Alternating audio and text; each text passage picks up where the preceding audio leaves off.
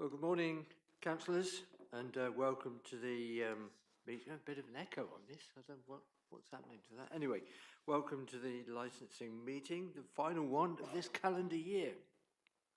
So, agenda item 1, declarations of interest. There are only 2 items on the agenda, so I don't think there will be any, but are there any declarations of interest? No?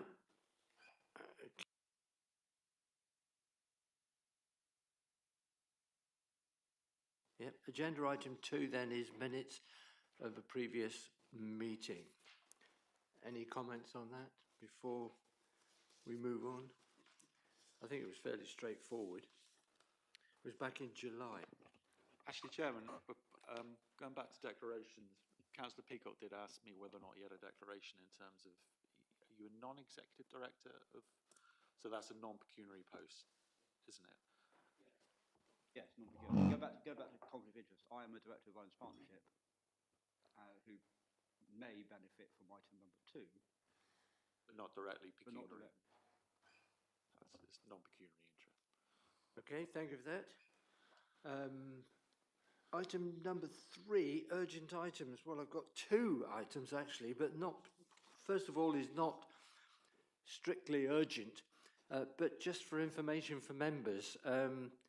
You may have been expecting a policy, a new policy, the new street trading policy at this meeting, but the monitoring officer advised that it would be better to wait until the new open spaces policy is published. So you can expect that at the meeting in January, early to mid-January, the next licensing meeting. I don't know whether Andy wants to add anything to that. The reason why? Yeah, so I've drafted a new policy which I think will solve the issues that we've had. It will give traders the ability to trade for more than a year without needing to be re-licensed all the time. And in effect, it will just be an exemption to our policy for people trading on council land. It's odd, really. So we will have a policy, a street trading policy, which we will exempt everyone from. Yeah. But in order for you to approve that, you need something in front of you to actually approve to replace it. And that thing would be a policy from the Open Spaces Department. So they will take over all the kind of safety aspects of running or letting people trade. But they can also give them the added comfort or security of having, say, a 3-year tenure of a plot, so that they can actually plan a business for more than a year at a time. So, yeah, both things need to be ready at the same time to put in front of you. That'll be in January. I think that we'll have both things ready. So you're confident the open spaces policy will be available then? Yeah, I mean, it's done now. We're just going through it to make sure that there's no difficulties, or what we can see. I mean, it's still obviously going to be your choice, but it seems like the best way forward in terms of what I can see will solve the issue of recurring issues that we have year on year. Yeah. I think in some ways adopting the Act, the 1982 Act, wasn't the best idea in the world, but we are where we are, and we could try and deregulate it completely, or we can keep it in place and actually use the enforcement aspect of it to our advantage from time to time. So if someone, for example, didn't go and get a contract with Open Spaces to use their land to trade from, right,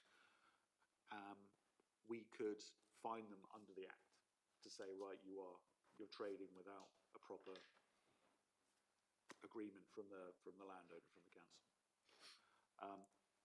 So for that reason alone, I think it's probably best to keep the Act in place, but just make blanket exemptions for council land, so which is what Cornwall Council do.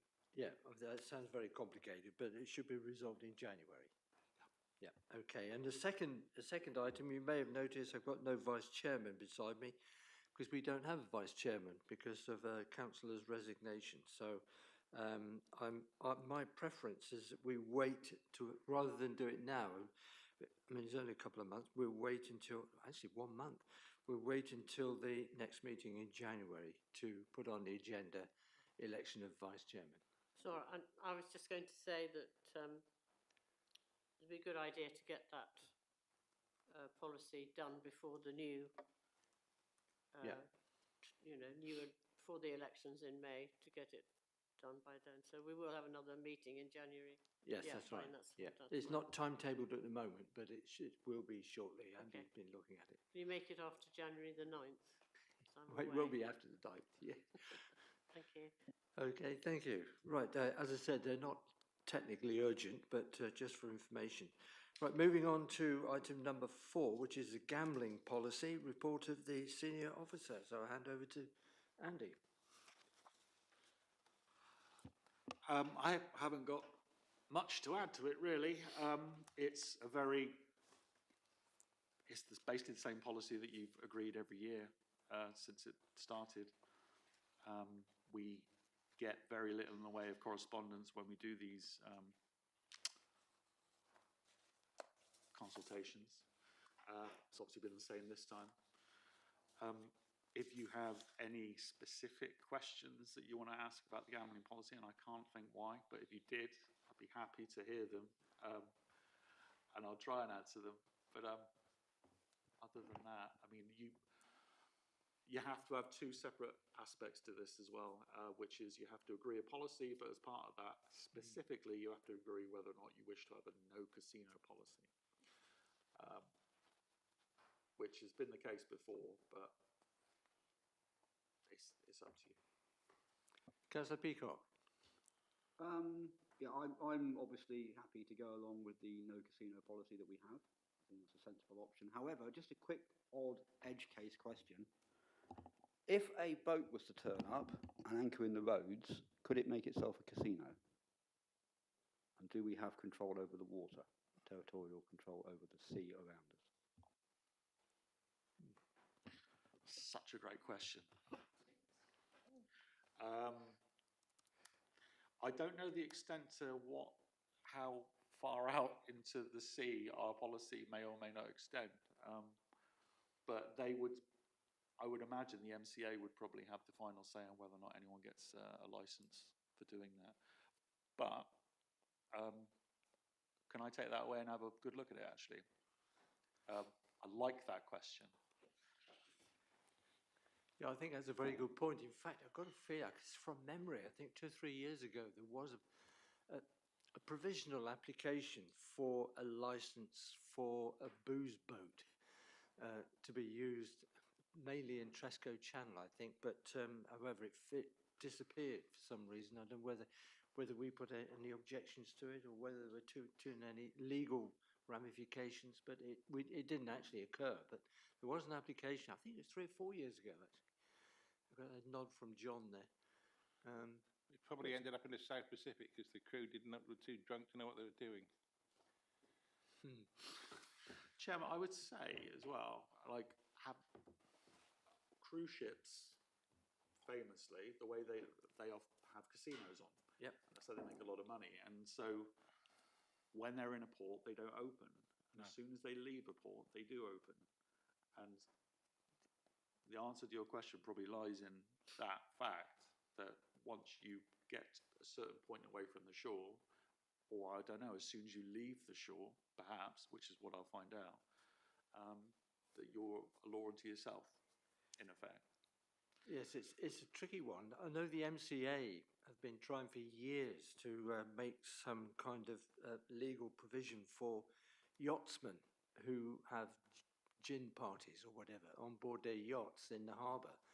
But of course, there's no legislation unless they're moving and then create an accident. So, interesting one to follow up, Andy.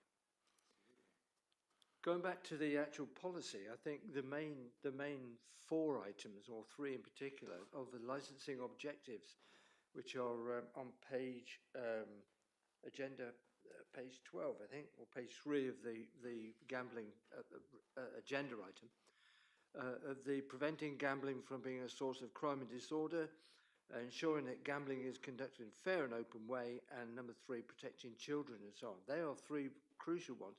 But I'm glad to see in the next bit, public health and gambling have been put together as well. I think that that's in paragraph 3.2.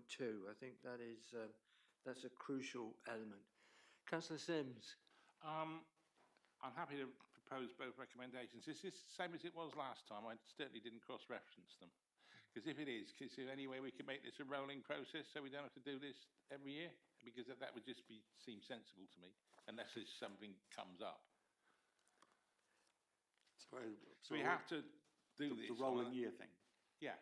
Can we just make it so it's a rule that unless something changes, this just goes through every year? We can make that resolution now?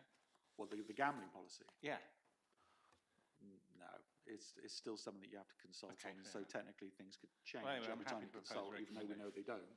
But yeah, we have to keep checking. I think that aspect is tied up in national legislation, isn't it? In fact, it has to be reviewed every so many years. I'm happy to second his proposal. Do we have a proposal by?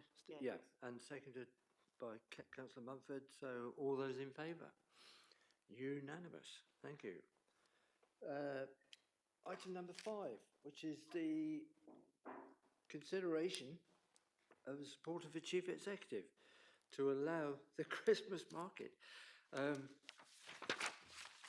I think it's fairly straightforward, but although an interesting aspect in there is it now becomes a recommendation, is that the iteration makes clear that an annual exclusion for the event is recommended. So you don't have to keep doing, as Councillor Sims hinted just now about the gambling policy.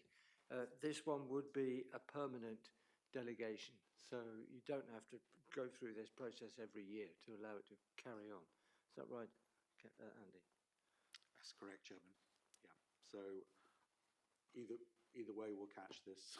I mean, hopefully in January, provided that you agree to the way that in which I think we should go forward, we could potentially have a new street trading policy in place by, say, March, which would solve this anyway. If for whatever reason you didn't want to do what I was intending that you do in January, this would stop you having to do this every year anyway. Councillor Grottick. Just to say that I would like to propose the recommendation, Chair. Thank you. And I'm Councillor Sim? happy to second them, but also it's quite amusing to think of the implications of us turning this down. I mean, all over the Daily Mail, I should think. Yeah, everyone wears a tin hat, yeah. Okay, well, we have a recommendation and a seconder for that the recommendation is supported. All those in favour? Again, unanimous. Thank you very much. Well, no reports for information and no exempt information. So with that, at 80 minutes past 10, I'll close the meeting. Thank you.